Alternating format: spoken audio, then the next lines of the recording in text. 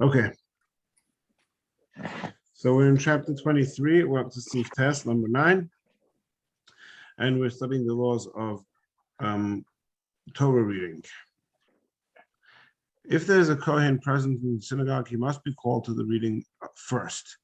Even if he is an unlearned person, provided he is an upright person, he has a preference over a Torah scholar.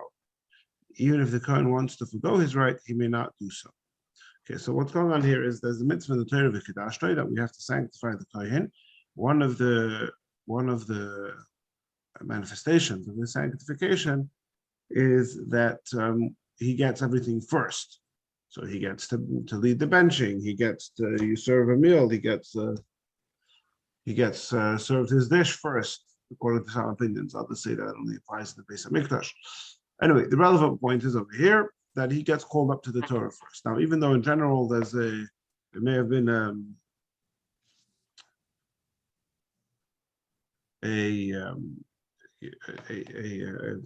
preference to that a Torah scholar gets preference first. So therefore he emphasized that note, that even if the Kohen is unlearned, he still gets the Aliyah before a learned person. And then he adds another thing. He says, even if the Kohen wants to forgo his right, he may not do so. Now this is actually a matter of dispute, whether the Kohen is allowed to forgo on his rights. And actually, the Alter Rebbe passes in Shulchan Aruch explicitly. It's in the end of the laws of Duchening, Simon Kuf Chav Ches 128. It comes up over there, and the Alter Rebbe says explicitly that the Kohen can give permission to forgo his right to the first Aliyah. So you have a Kohen in Shul, and he says, no, I don't mind if you give somebody else the Aliyah, and that's fine. The Alter Rebbe, so that's different than what the Kitzur Shulchan Aruch says. However, in practice, for the most part, this is not done. Most shuls and even Chabad shuls will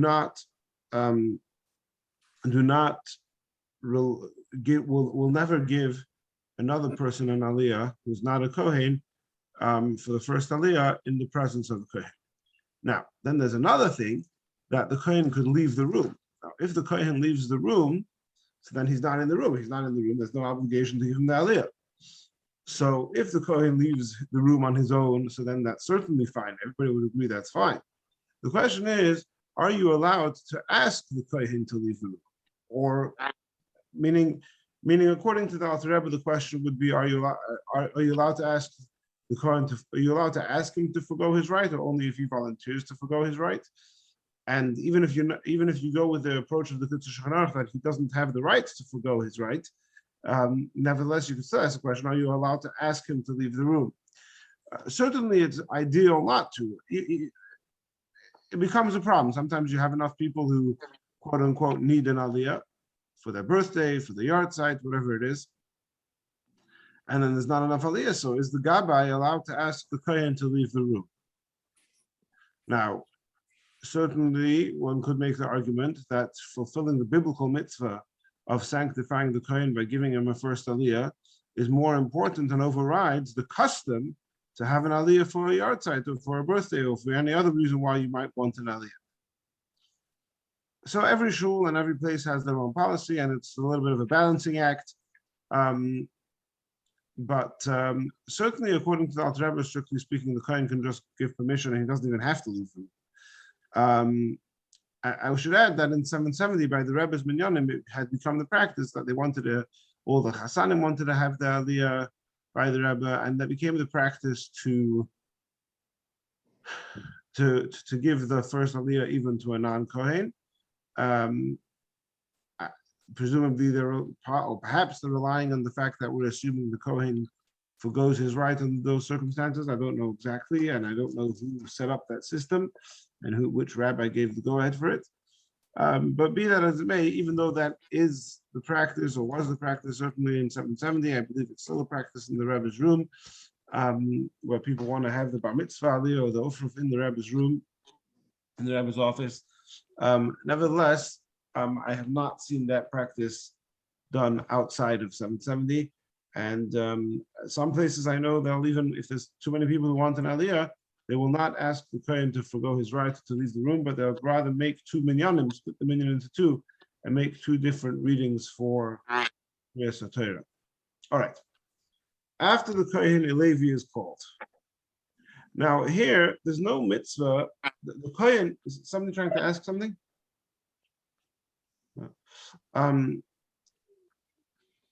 There's no mitzvah to sanctify the Levi and give him anything first. The mitzvah is to sanctify the kohen.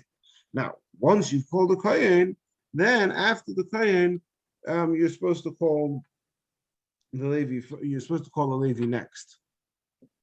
But if there's no kohen, then halachically speaking, there is no preference to giving the first aliyah to a Levi. You could just give this, or let's say on a regular Monday, there's 3 aliyahs. If there's no kohen, even if there's many Leviim, you may give all 3 aliyahs to Yisrael, and there's no need to give to a Levi first. Now, if you want to give an aliyah to a Levi, he has to be the first of those 3. You can't give an aliyah to a Levi after you've given aliyah to a Yisrael. But if you don't have a specific interest in giving the Levi the aliyah, so then you can just give all the aliyahs to non-Kohen and non-Levis to Israel. This does seem to be a practice by some Chassidim and Chabad. Rabbi Epstein does this usually, if possible, he does it. He'll give to a Levi first. I've seen others. I saw Diane Roskin writes that his father, who was the Gabbai in Lubavitch in London, was always makbid to give a Levi first. Even again, there may be some sort of tradition to that effect, or something like that, but certainly in halacha, there doesn't seem to be any reason to do so. I'm just going to mute you. There's some background noise, but feel free to unmute yourself at any point to ask a question. Okay. If there's no Levi present, so what do you do if you called up the kohen and now there's no Levi present? So Bob wouldn't have no idea about this because this has never happened to him. Bob has never been to a minyan where there was no Levi present. But I've been there, and probably other people have been there. So then the kohen who was called up first is called again in his stead. And the Gabbai announces, B'mkayim Levi. Now, what if there's no kohen present in the shul? So then a Levi or a Yisrael is called in his stead, and in such a case we should call the most learned Torah among those present, and the Gabbai announces, Emen kan kohen, Levi or Yisrael comes instead of a kohen. Yeah, so here he's saying, what's considered the most prominent aliyah. So the Kitzur Shulchan Aruch is saying that usually the most prominent aliyah would be either maftir, or some communities consider the 3rd aliyah the most prominent, some consider the 6th aliyah the most prominent. So the Kitzur Shulchan Aruch is saying that the first aliyah, in the absence of a kohen, is the most prominent, and therefore that should be given to the Torah, most learned in Torah, etc. When Yisrael is called in place of a kohen, a Levi is not called afterwards, right? You never call a Levi after Yisrael. And then he says that if you have a community or a minyan made up of only Kohanim or Leviim, or even if it's not only Kohanim or Leviim, what if you have 5 Kohanim and 5 Yisraelim, etc.? So should put the question to a learned sage as to how to conduct themselves. It's not so common, but it does happen. It does happen, and it's certainly like sometimes there could be, let's say, there's a family of Kohanim or Yisrael or Leviim who have a simcha where they're all spending, Shabbos Sheva brachas together, or the opposite, Chas v'Shalom, and then there's only Kohanim or Leviim. There's not enough aliyahs to go around. So then it gets very complicated. In every scenario, you have to know the exact numbers and etc. So we're not going to go into it right now, but there is published nowadays places where you can get published lists of exactly every scenario what to do. There's a question of whether you're allowed to initially set up such a situation. So, for example, in Chabad, we have this idea of the Shabbos before Yud Shvat and the Shabbos before Gimel Tammuz, everyone gets an aliyah.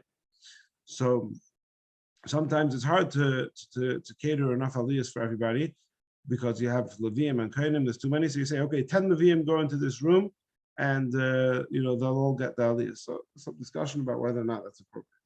All right.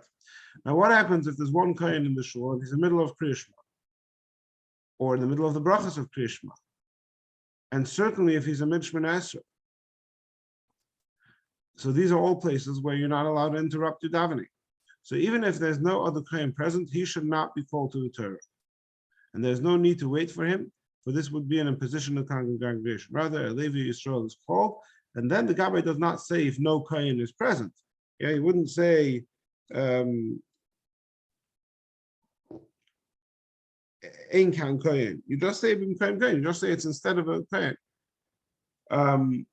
Right. So this is important to differentiate between. Right. He's saying here that if the Kohen is in the middle of a part of davening where he's not allowed to interrupt, so then you don't call him. You don't need to wait for him. You don't need to ask him to leave the room. You just ignore him. The only difference is that when you're calling a Yisrael or a Levi in his stead, you don't say if there's no Kohen, because you know that there is a Kohen. You just say that we're calling this person in the place of a Kohen. Now that's all if you didn't call him. What if it happened that the Kohen was called? The Gabbai didn't realize. The Gabbai didn't realize that the Kohen was in the middle of Kriyishma or in the middle of such a part of davening. And he called him. So then, if it happened that the Kohen was called, so if it was a mid Kriyishma or it's brachas, he may go up and recite the brachas, but he may not read along with the reader. He may only listen. Right? So you remember we mentioned last week that ideally when somebody gets an aliyah, he should be reading word for word together with the balkei. Right? So in this situation where somebody was called in the middle of the Shema, so he can he does get the aliyah, but he does not read along. He should only listen. However, if at all possible, he should finish a subject in which he's in the middle and stop at a place where the subject ends before he goes up to the Torah, right? So you can't finish the whole Shema, but you're in the middle of the first paragraph. You could finish the first paragraph of the Shema. But if he was in the middle of Shemini Esrei, so then even if he was called, you may not go up. You never interrupt the middle of Shemini Esrei. Actually, there's one exception to that. We'll see in a moment. Similarly, between Gal Yisrael and Shemini Esrei, he may not go up. However, if he is in the midst of the prayer, the Kai Nitzor, he may go up. Now, the Kai Nitzor is that paragraph at the end of the Amidah. After you finished all the blessings of the Amidah, there's that extra paragraph of the Kai Nitzor, the Shoni Mirah. So if you're in the middle of that paragraph, you may go up. If he is in the middle of Psukkah Zimra, so then if there's no other Kohen present, he may even initially be called, but he may not read with the reader. However, if there's another Kohen present, he should not initially be called, and all the above also applies to the Levi. Okay, just a couple points is that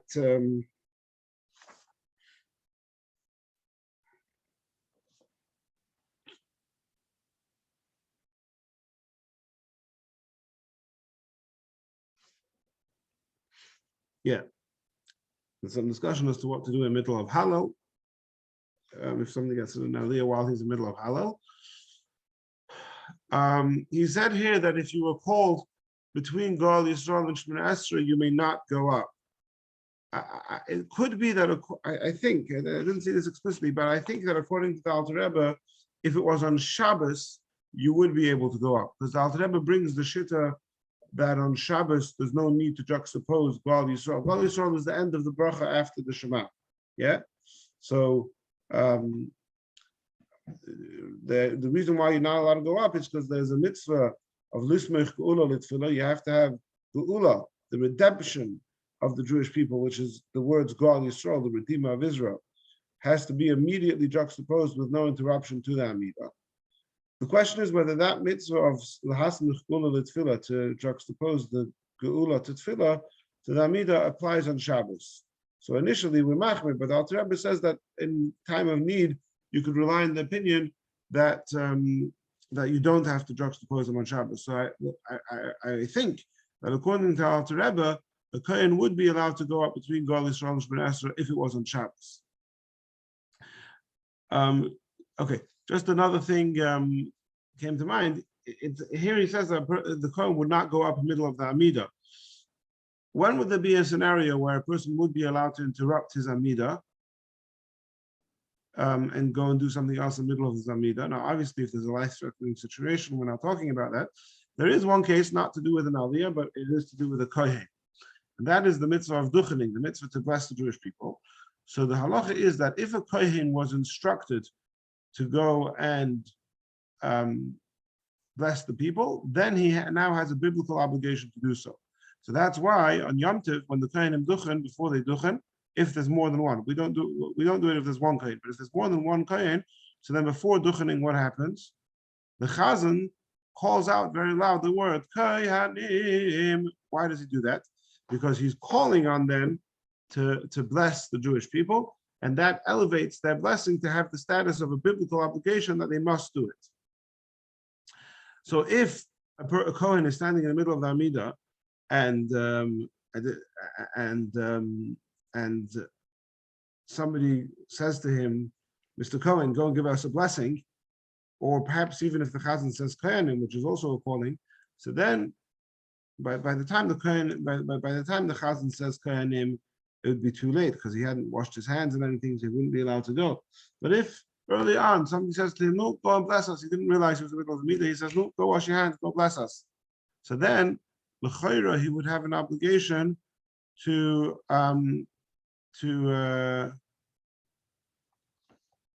stop in the middle of the Amidah to go and bless. It does sound a little bit far-fetched, but I mention it because I saw it happen. I remember once in our yeshiva, there was a bacher who was a kohen who was davening the Amidah, and somebody came over to him in the middle of the Amidah and says, no, hurry up, you need to go and duchen.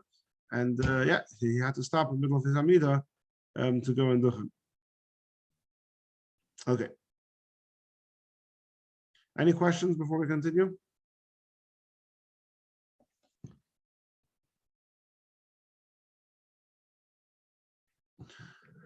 Okay, 11. If a Kohen Levi was called and it is discovered that he is not present, another should be called by name, so that it should not be said that the first one's lineage is defective. Right? In other words, we have this concern another one should not be called by name. Yeah. So we have this concern. Let's see if he explains it here. Right there, look at this. The observer who is unaware that the first Kohen is not present might attribute the abrupt calling up of a second Kohen to the discovery of a defect in the first Kohen, that he's not really a kosher Kohen. So instead, we say to the second one, okay, you go. But we don't say his name. He should go out. However, if in his absence they called his son, he may be called by name, for this will not be misconstrued as a defect in the father's lineage.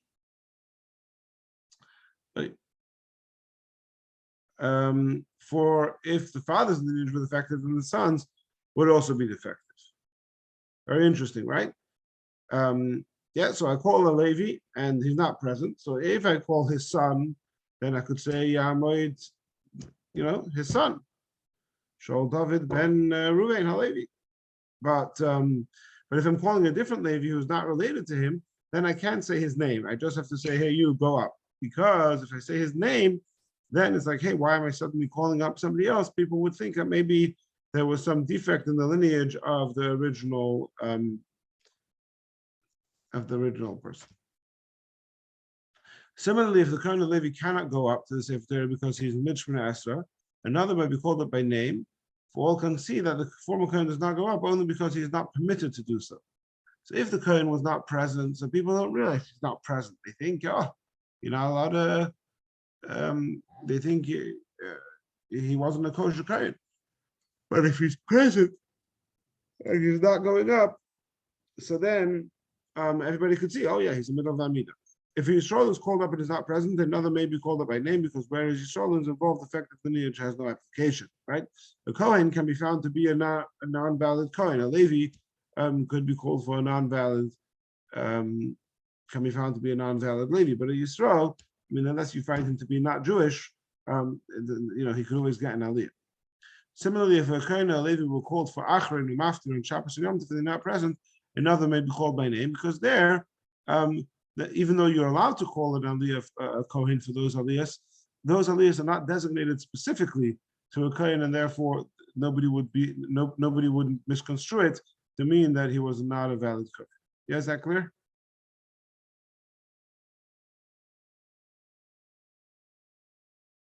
You don't sound convinced, Bill.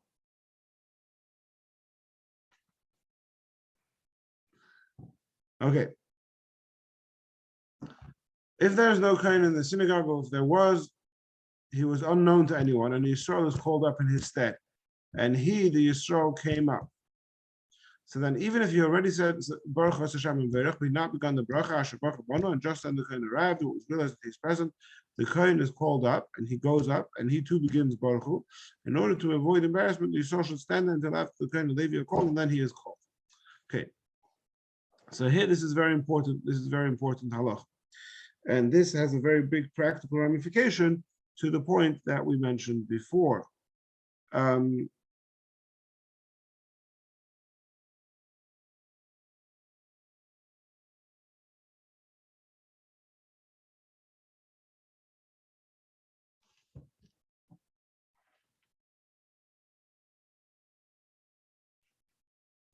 That when so imagine there's a Kohen in the room and you didn't notice it.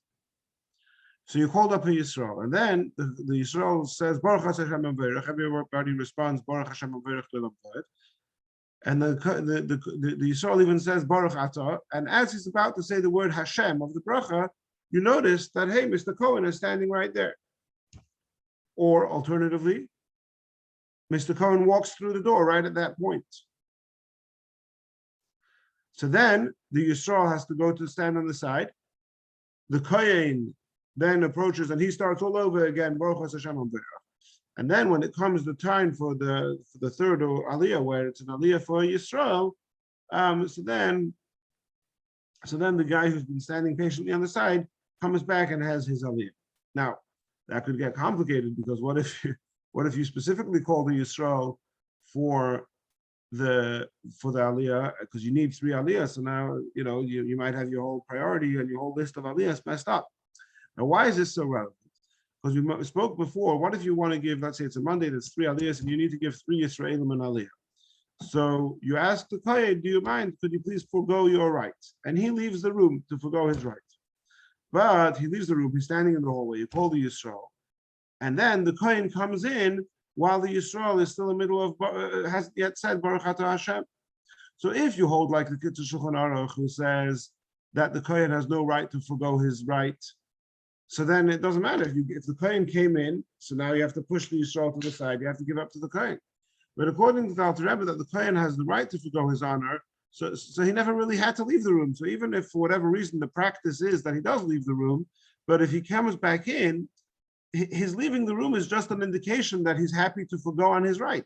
So even if he came back in too early, we don't have to call him if he's willing to forego on his right and let the other people have the aliyahs. Yeah, does that make sense?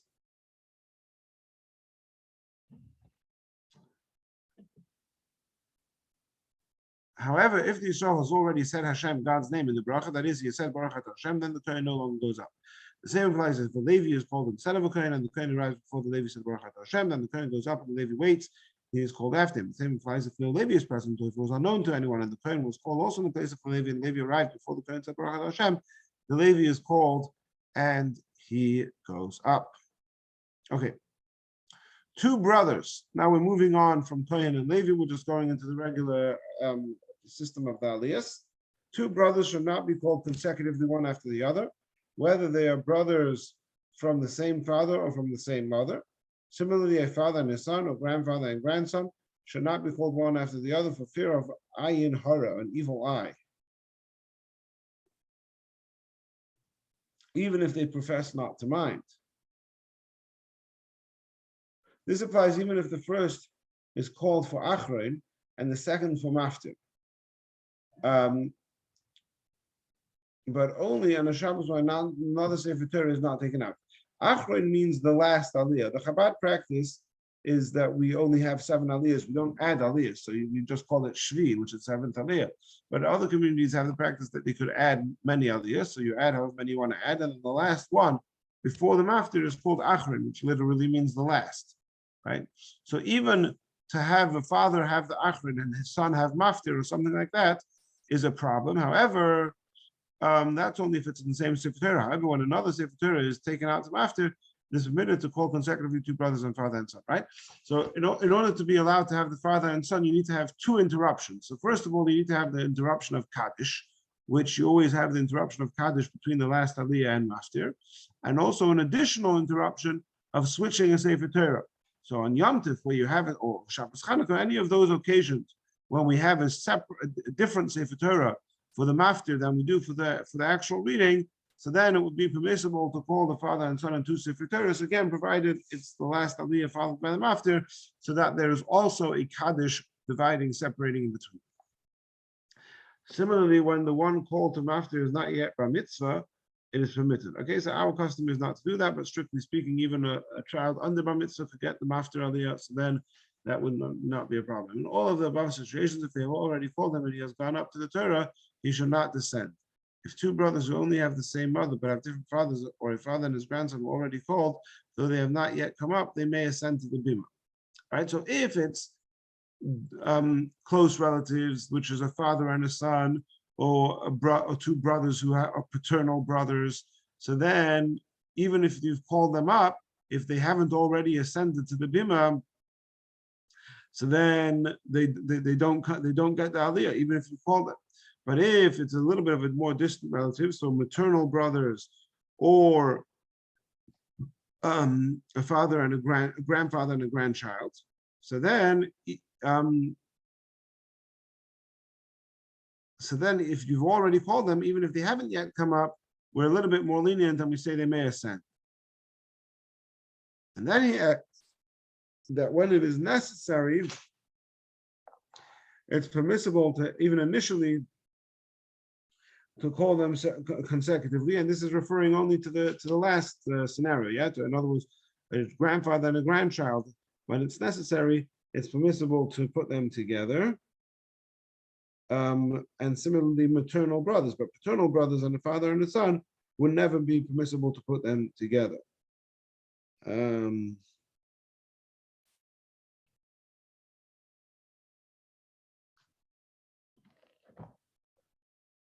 It's brought about Hag B'Glila, but it's not a problem because you don't call their names. But if you call their names, or if you say Mishaperach with their names, and you're going to have the names mentioned, then you should not give them even Hag B'Glila, because again, that's two things right next to each other. But if you don't say the names, if you just, like in Chabad, you just tell them to go up, or even in other shuls, they say, yeah, Amdu HaMagbiya v'Hagolel, but they don't say the name, so then that would not be a problem. Now, you said that's true for Hagba and Gelila, but what if it's two aliyot? Could that occur if two brothers who only have the same mother they would have to be called up at the same time? Is this the issue here? Yeah, no, he's saying you don't do it. Two brothers who have the same, even if they only have the same mother, you don't call them up for two consecutive aliyahs. But if you did, if you call them up by mistake, so then they could go up.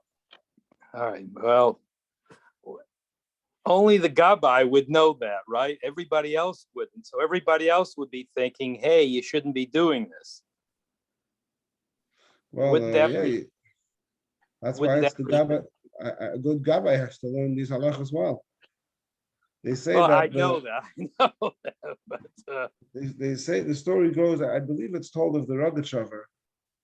I think, well, some great rabbi of the previous generation, that when he would test people for smicha, he would test them on all the laws of to do with laning. What do you do when you find this type of mistake in the Sefer Torah?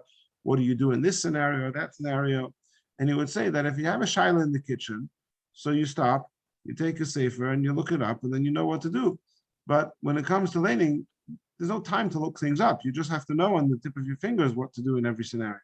all right. And I can tell you over the years, numerous times when I was in the middle of laning and sort of strange scenarios came up, and sometimes I knew, but sometimes I was stuck. I didn't know what to do, and I had to guess. Maybe I guessed it right, maybe I guessed it wrong. Okay. I had one case where I was in the middle of laning, and the 10th man of the minyan left. So the question was, if I'm whenever the minyan leaves, if the 10th man leaves, you could continue whatever, you could finish whatever you were middle of, but you can't start the next thing. So the question was what to do about maftir. Should we have read maftir or not? So it's we could do a whole class on that. It's a complicated trial.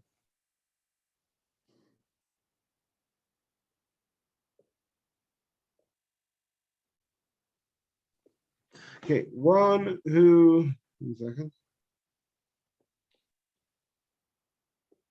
One who was in one synagogue and happens to be present at another synagogue, where he is called up again, even to the same parasha to which he was called before, should go up a second time and recite the brachos over the Torah. There are some communities who have a minhag to be makbid that a person should never get two aliyahs on the same day. And actually, it's interesting. We mentioned before that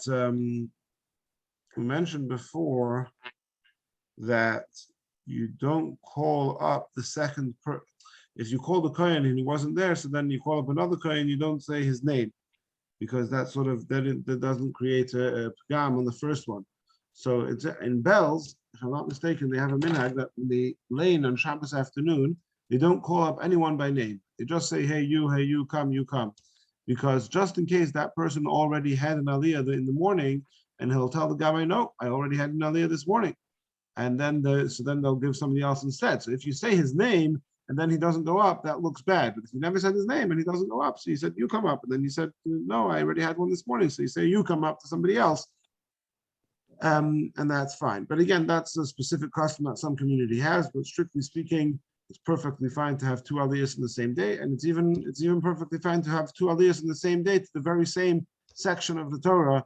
And for sure, with Shabbos Mincha, where it's a different section of the Torah than it was in the morning. But even in the very same section of the Torah, halachically, it's perfectly possible. Okay, we'll stop here. Thank you all for joining, and see you next week in Mitzvah Hashem. Thank you, Rabbi. Thank you, Rabbi.